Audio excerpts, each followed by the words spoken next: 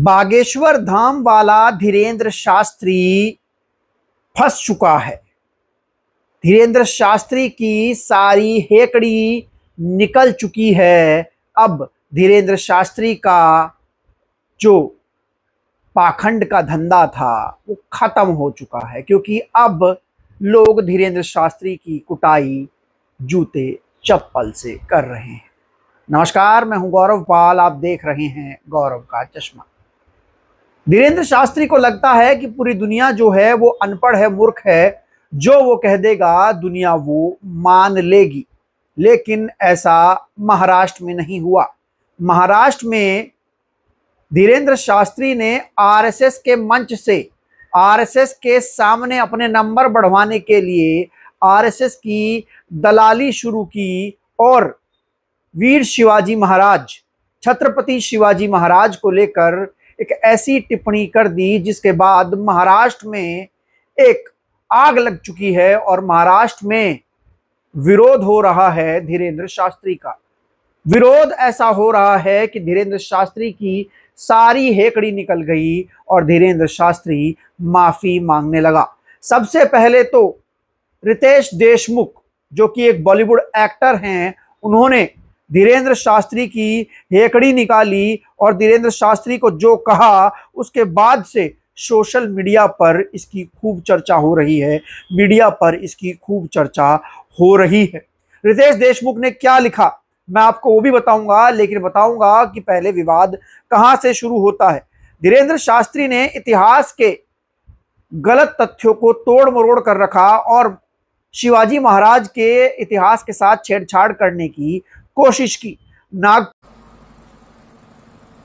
छत्रपति वीर शिवाजी महाराज जब बहुत थक गए युद्ध करते करते, उनको लगा कि हम थक गए। एक दिन स्वामी समर्थ रामदास जी के पास गए और उन्होंने अपना मुकुट उतारा और कहा कि हमने बहुत लड़ाइयां लड़ ली, बहुत युद्ध कर लिया, अब कृपा करो कि अब हमें बहुत लड़ना नहीं। अब एक बड़ी दया करो, ये मुकुट संभालो, आप ये राजपाट आप संभालो, आपकी आज्ञा से ही हम चले।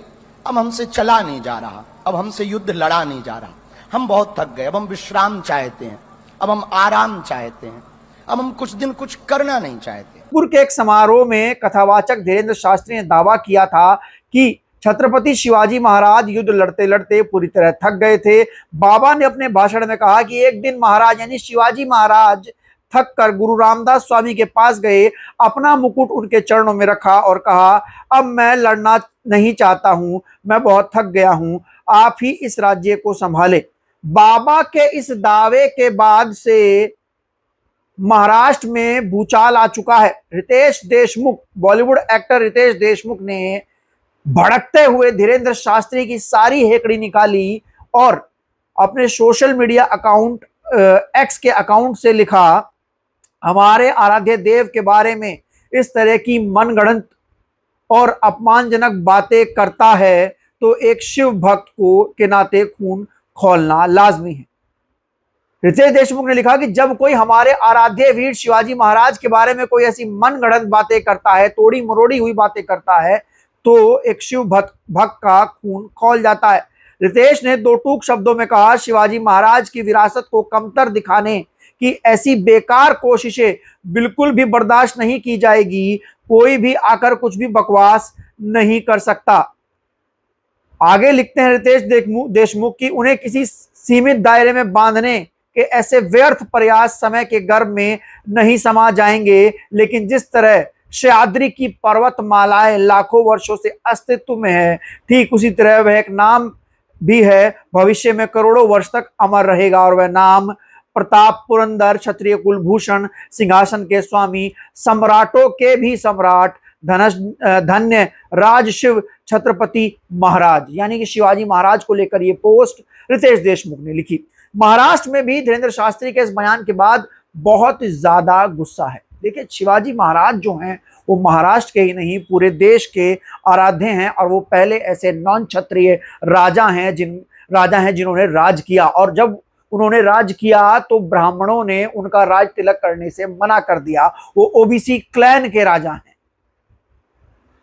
और ऐसे में उनके इतिहास के साथ छेड़छाड़ करके जिस तरीके से आरएसएस के मंच से ये भाषण धीरेंद्र शास्त्री ने दिया, उसके बाद पूरे देश में बवाल मच गया। आपको बता दें कि इस विवाद को लेकर धीरेंद्र शास्त्री ने माफी मांग ली और कहा है कि मैंने जो कहा मेरा कहने का मतलब वो नहीं था, मैंने सिर्फ लोक कथाओं के बारे में कहा, जो लोक कथाओं से सुना उसके बारे में कहा, मैं शिवाजी महाराज का अपमान नहीं करना चाहता था। बिल्कुल कर भी नहीं सकते।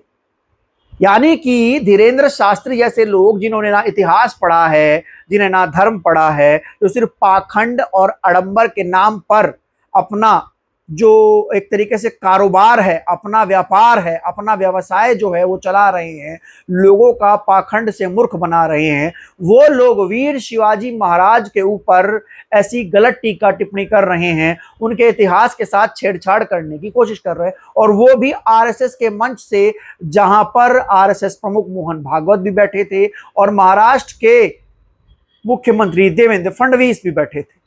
यानी कि ये पूरी साजिश जो थी वो आरएसएस की थी, और आरएसएस जो है वो धीरेंद्र शास्त्री के जरिए शिवाजी महाराज के इतिहास के साथ छेड़छाड़ करवाने की कोशिश कर रही थी, क्योंकि शिवाजी महाराज की आइडियोलॉजी आरएसएस की आइडियोलॉजी से अलग है। आरएसएस जो है वो ब्राह्मणवादी आइडियोलॉजी को मानती है।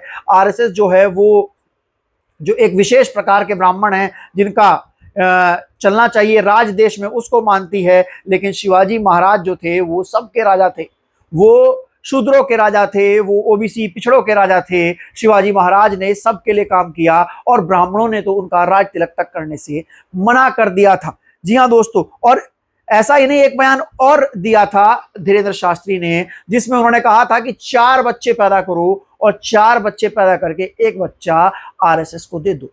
हम पूरे भारत से प्रार्थना करेंगे, बच्चे तो 4 पैदा करो पर एक स्वयंसेवक संघ के लिए दो।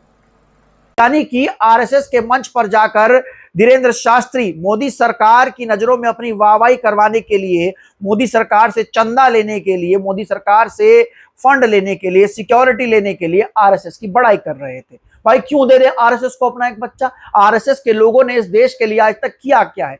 कई सालों तक तो तिरंगा अपने हेडक्वार्टर पर नहीं लगाया।